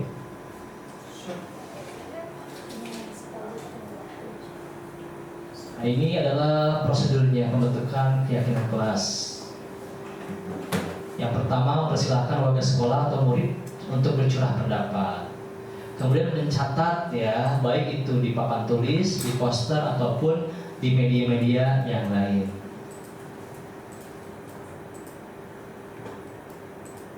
Selanjutnya, susunlah keyakinan kelas sesuai prosedur dan gantilah kalimat-kalimat dalam bentuk negatif menjadi positif.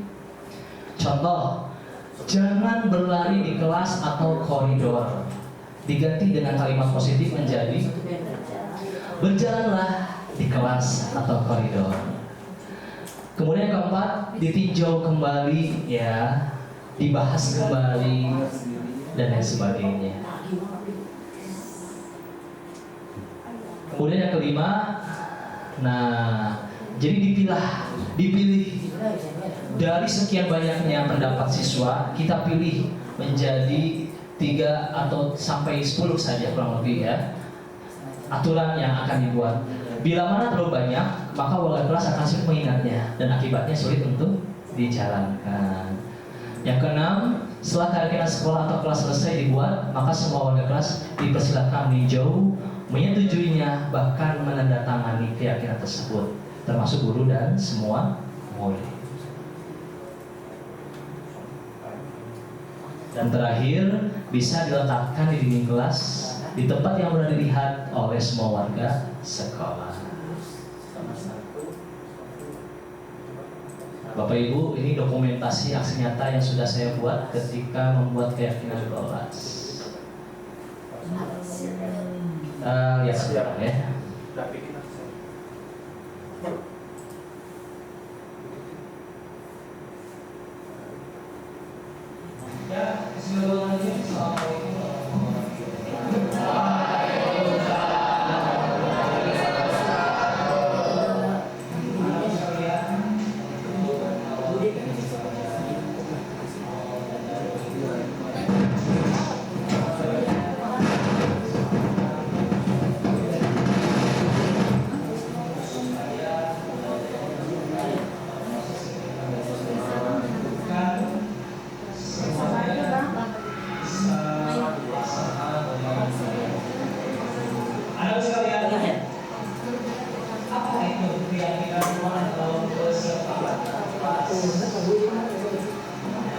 Saya sedikit bercepat ya. Ini proses menggali kesepakatan kelas.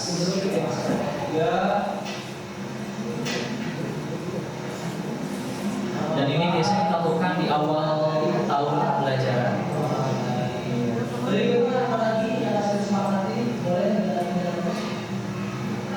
Mohon maaf Bapak Ibu, gurunya ada baganya itu.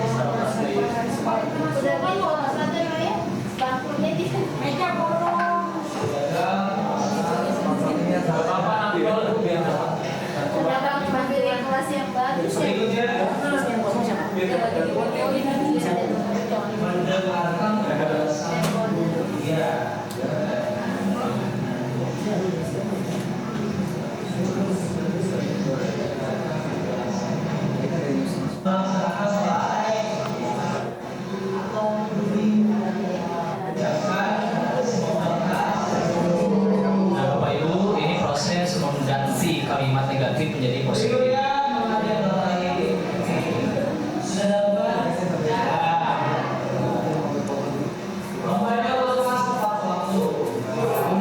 Saya percepat aja Bapak Ibu ya. Nanti bisa lihat di channel YouTube saya. Nggak kayak ini ya.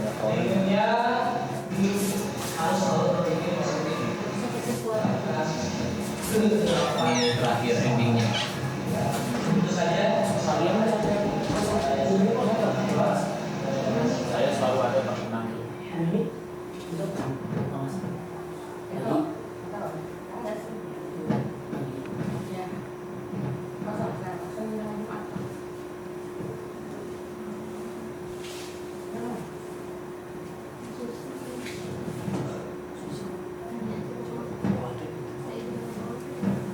Nah, baiklah Bapak Ibu, di sini hasil dari kesepakatan kelas sudah saya cantumkan ya.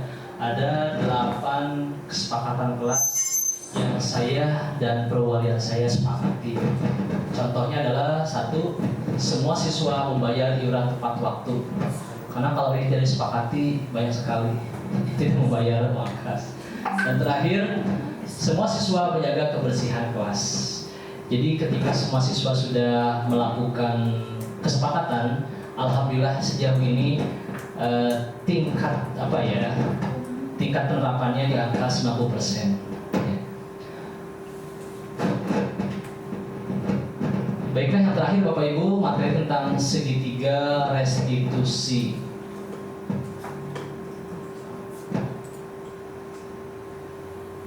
Tadi sempat kita bahas tentang penerapan hukumannya atau tindakan. Ada hukuman, konsekuensi, dan restitusi. Apa itu restitusi? Sebuah proses Betul. penyelesaian Sebuah proses penyelesaian. masalah. Sebuah proses penyelesaian masalah dan memperbaiki kesalahan mereka, sehingga mereka bisa kembali pada kelompok mereka dengan karakter yang lebih kuat. Bapak Ibu, saya pernah mempunyai teman ketika waktu SMP kelas 1, dia sering kabur dari sekolah. Tapi pada waktu itu alhamdulillah punya wali kelas yang sangat penyabar. Saya waktu itu belum tahu treatment apa yang beliau lakukan terhadap teman saya itu. Yang menjadi perubahan besar adalah ketika kita naik ke kelas 2. Kalau dari zaman saya kelas 1 sampai kelas 3 sama orangnya, itu saja. Waktu saya SMP, siswanya itu saja. Saya tidak tahu apa yang dilakukan oleh wali kelas ketika kelas 1 terhadap orang tersebut, orang yang kabur-kaburan, bandel dan sebagainya. Tapi ketika kita naik ke kelas 2, dia menjadi juara kelas. Dan ini adalah kisah nyata ketika saya waktu sekolah di SMP. Mungkin segitiga restitusi ini sudah beliau lakukan pada zaman dulu.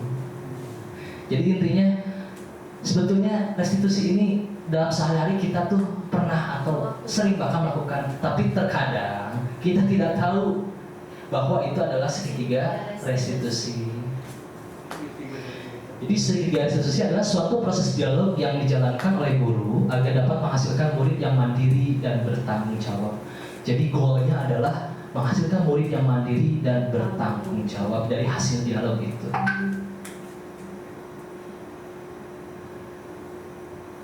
Nah Bapak Ibu, inilah yang dimaksud dengan segitiga restitusi. Ada 3 aspek. Yang pertama adalah aspek menstabilkan identitas. Yang kedua adalah aspek validasi kebutuhan atau tindakan. Dan yang ketiga adalah menanyakan keyakinan. Untuk menstabilkan identitas, di sini ada 2 pernyataan. Yang pertama adalah setiap orang pasti pernah melakukan kesalahan. Kamu bukan satu-satunya yang pernah melakukan ini. Jadi di sini merubah mindset anak yang tadinya mungkin jadi anak yang gagal menjadi anak yang sukses. Selanjutnya adalah validasi kebutuhan atau tindakan. Pernyataannya adalah kamu tentu punya alasan mengapa melakukan itu. Kemudian, adakah cara yang lebih efektif untuk mendapatkan apa yang kamu butuhkan? Nah, dari sini kita ada dialog juga. Memvalidasi tindakannya benar atau salah. Kenapa seperti itu? Dan terakhir, menanyakan keyakinan. Nilai-nilai apa yang telah kita sepakati? Yang kedua, kamu ingin menjadi orang yang seperti apa? Nah, di sini adalah poin terakhir yang biasanya malah anak yang memberikan solusi terhadap diri sendiri. Ketika anak sudah memberikan solusi, berarti anak tahu, sadar bahwa apa yang dilakukan itu tidak benar. Nah, ini contoh dari pernyataan menstabilkan identitas.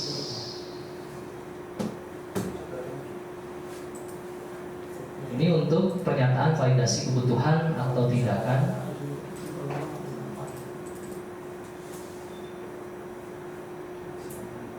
Dan terakhir, menanyakan keyakinan, memperkuat 2 poin di awal, ya, sehingga hasilnya adalah siswa bisa memberikan solusi terhadap apa yang sudah dia lakukan.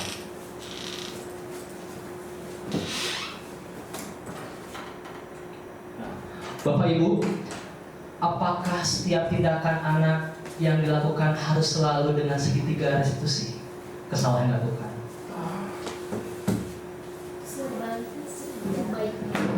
Misalkan untuk hal-hal atau kasus-kasus yang istilahnya sepele ya.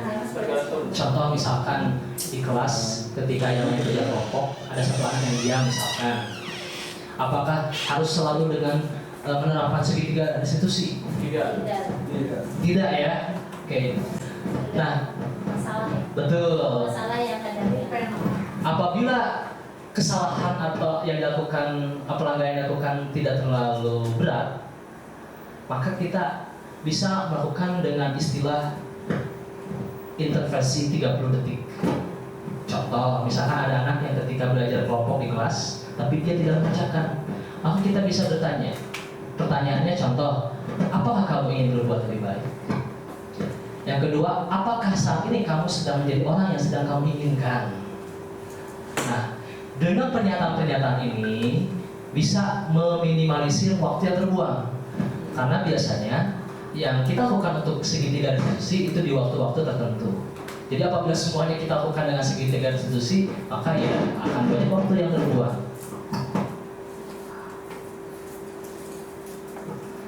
Tapi dengan intervensi 30 detik ini, maka siswa yang tidak melakukan hal tersebut atau yang melakukan pelanggaran akan ada solusi bagi kita untuk melakukannya. Ya. Ini bisa kita lakukan dengan pertanyaan-pertanyaan seperti yang ada di dalam sana. Nah, baiklah Bapak Ibu, ini dokumentasi aksi nyata yang sudah saya buat untuk praktik segitiga restitusi. Saya akan putarkan.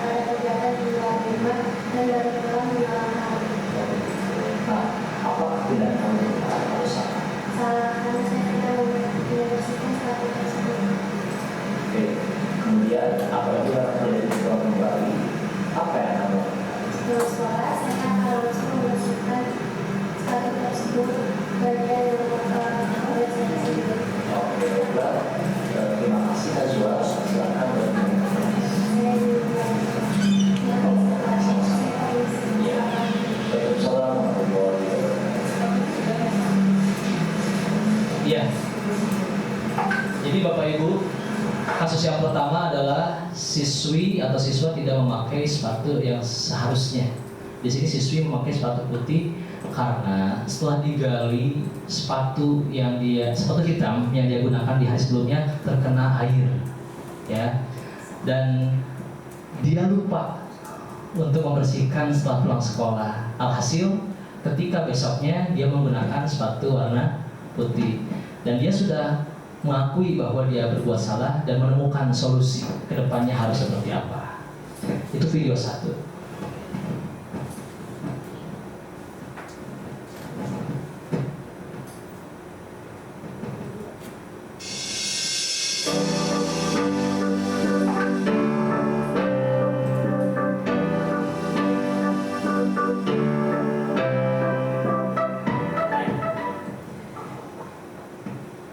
Silakan masuk.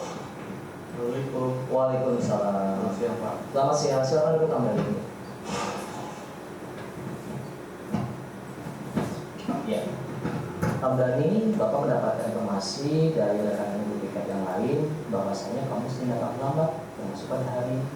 Iya Pak. Maaf. Ya. Singkat kamu dalam rentang waktu 2 minggu ini berapa kali kamu terlambat?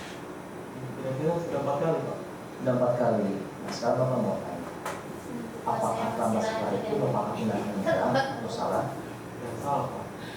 Oke, Hamdani jadi begini ya, yang namanya kesalahan itu pasti pernah dilakukan oleh semua orang, termasuk Bapak juga. Bapak pernah kesalahan, namun yang namanya terlambat sekolah itu adalah melanggar aturan.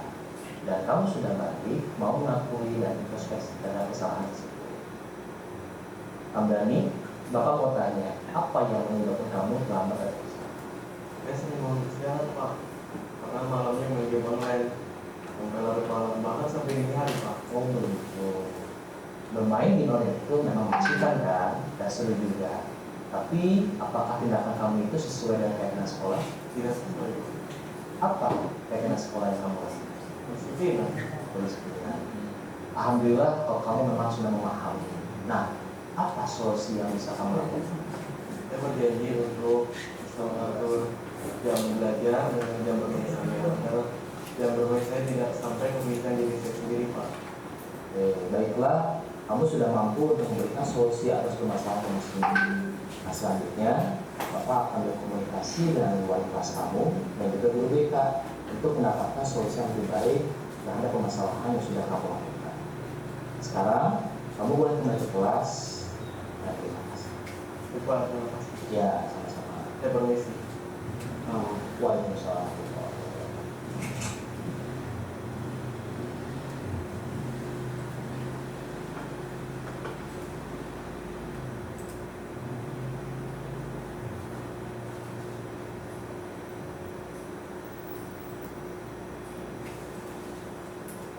Ya, baiklah Bapak Ibu, dua video itu merupakan video aksi nyata penerapan segitiga restitusi yang sudah saya buat di pekan-pekan sebelumnya. Nah Bapak Ibu sekalian, kita sudah di penghujung pemaparan yang saya lakukan. Apakah ada pertanyaan untuk hal-hal yang sudah saya sampaikan tadi? Maka kepada ada yang bertanya, Bu Mimi, maka Bu Mimi. Ya, Assalamualaikum warahmatullahi wabarakatuh. Di sana tadi membuat keyakinan kelas. Nah itu tugas wali kelas. Mungkin nanti apakah harus membuat laporan secara tertulis, ya, supaya keyakinan kelas itu bisa dilanjutkan ke semester berikutnya di kelas yang sama. Apakah ada laporan? Ya, enggak. Kan ini mulai misalnya semester 1 ya keyakinan kelas itu. Nah, apakah di semester 2 akan dirubah kembali atau tetap atau diperbaharui sesuai kebutuhan? Terima kasih, mungkin hanya itu. Assalamualaikum warahmatullahi wabarakatuh. Waalaikumsalam warahmatullahi wabarakatuh. Pertanyaannya untuk keyakinan kelas yang dibuat di semester pertama, apakah perlu dirubah, diteruskan ketika semester 2 berjalan? Mungkin seperti itu ya. Baiklah Bapak Ibu, ada yang punya pendapat untuk menanggapinya? Oke, berarti saya jawab aja sendiri ya. Jadi untuk kesepakatan kelas, ketika kita mengevaluasi di semester pertama, ketika masih ada kesepakatan yang tidak atau belum dijalankan, maka itu diteruskan di semester 2. Nah, contoh misalkan ada poin membayar iuran kelas, ternyata ini belum maksimal. Nah, berarti untuk memaksimalkannya dilakukan di semester 2. Adapun ketika ada rencana penambahan kesepakatan, boleh dilakukan. Sepanjang itu masih relevan dan bisa dilakukan bersama-sama, silakan lakukan saja. Mangga. Apakah ada pertanyaan lagi, satu lagi? Pak Andri, mangga. Terima kasih Pak Andri atas kesempatan yang diberikan. Tadi ketika proses diskusi ini sempat kita bahas adanya kesepakatan kelas, keyakinan kelas dan ada yang namanya keyakinan sekolah. Nah, mengkonversi dari keyakinan kelas menjadi keyakinan sekolah. Kalau di keyakinan kelas itu kan ada antara guru dan siswa. Nah, untuk keyakinan sekolah, kira-kira seperti apa bentuknya dan bagaimana strateginya? Kebetulan kan Pak Adit sendiri ada sebagai di bidang siswaan, mungkin bisa mengeranahnya dalam membuat kesepakatan keyakinan kelas sekolah tersebut ya. Oke, terima kasih, itu yang bisa saya sampaikan. Iya, terima kasih Pak Andri. Jadi pertanyaannya dari kesepakatan kelas ini, bagaimana caranya untuk diekstraksi menjadi kesepakatan sekolah dan seperti apa strategi atau penerapannya? Baiklah Pak Andri, sebetulnya ini sudah kami bahas atau diskusikan di keseswaan. Jadi kita tuh menghimpun seluruh kesepakatan kelas, dan kami setelah menghimpun, kami istilahnya akan memilih kesepakatan kelas ini menjadi kesepakatan sekolah mana sih yang perlu diangkat atau diekstraksi. Kemudian setelah kita tentukan, setelah kita buat, setelah kita istilahnya bundle ya, setelah kita dokumenkan, kan ini berasal dari kesepakatan kelas, artinya anak pun sepakat. Nah, kemudian kita masukkan ke dalam dokumen. Contoh, kita ambil 30 kesepakatan dari semua kelas itu. Nah, bagaimana sih cara penerapan atau bagaimana sih cara menyepakatinya dengan siswa yang lain?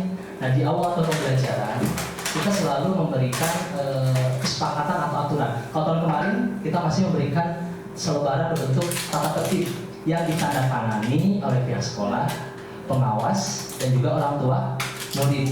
Nah, strategi inilah yang akan kita terapkan juga dalam menentukan dan membuat kesepakatan sekolah bersama pihak sekolah, orang tua, dan murid. Sehingga ketika ada tanda tangan dari orang tua, murid itu sendiri, dan pihak sekolah, artinya mereka mensepakati kesepakatan sekolah yang sudah dibuat itu. Jadi kurang lebih strateginya seperti itu. Ya. Cakap Andri. Iya. Bapak Ibu sekalian, mungkin 2 pertanyaan itu cukup saja ya, karena kita sudah di penghujung acara, dan saya minta satu lagi untuk refleksi saja atau kesimpulan dari Bapak Ibu, atau ada yang menanggapi terakhir. Bu Neneng memberikan refleksi dari kegiatan ini. Refleksi untuk kegiatan ini cukup banyak manfaatnya ya Pak Dit, yang bisa kita terapkan di sekolah ya, sehingga nanti kita setelah mengikuti kegiatan ini bisa berubah lebih baik dan bisa mengajak teman-teman yang lainnya juga gitu ya. Jadi semua warga sekolah bisa menerapkan hal-hal budaya positif ini. Terima kasih Pak. Ya, terima kasih kepada Bu Neneng yang sudah memberikan refleksi pada siang hari ini. Dan Bapak Ibu sekalian, mudah-mudahan apa yang kita diskusikan pada pertemuan kali ini bisa membawa perubahan minimal bagi diri kita sendiri dan umumnya atau maksimalnya bagi seluruh warga sekolah. Itu saja mungkin yang bisa saya sampaikan. Mohon maaf apabila kata-kata yang kurang berkenan. Akhirul kalam. Wabillahi taufiq wal hidayah. Wassalamualaikum warahmatullahi wabarakatuh.